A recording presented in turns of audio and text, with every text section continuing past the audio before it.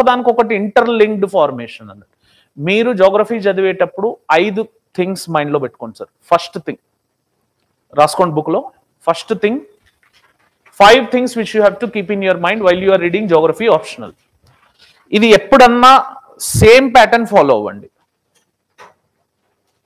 First thing is improving the imagination.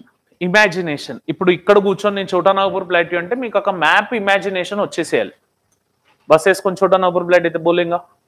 Second observation, చాలా important sir. Clouds, rain falls, society, settlement pattern.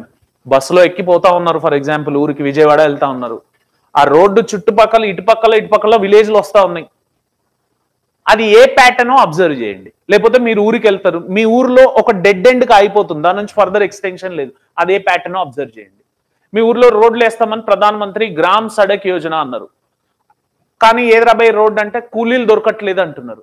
కూలీలు ఎందుకు లేరు రాబోయే? Daily MGN రేగాలు ఉన్నారు కదా, వాళ్ళకు 100 ఇస్తున్నారు కదా, మరి వాళ్ళ పరిస్థితి ఏంటి? వాళ్ళకి ఇచ్చే డబ్బులతో రోడ్లు వేపియచ్చు కదా అంటే వాడిది స్కిల్లింగ్ వర్క్ కాదు, అన్స్కిల్డ్ మాన్యువల్ లేబర్ వర్క్ అన్నాడు. మరి అదేదో వానికే స్కిల్ ఇండియా పేరు మీద ట్రైనింగ్ ఇస్తే ప్రధానమంత్రి గ్రామ్ సడక్ యోజన ఆడే వేస్తాడు కదా అని చెప్పొచ్చు కదా. ఇది అబ్జర్వేషన్. ఈ అబ్జర్వేషన్ తోని వచ్చేదే ఇంటర్ కనెక్టెడ్నెస్.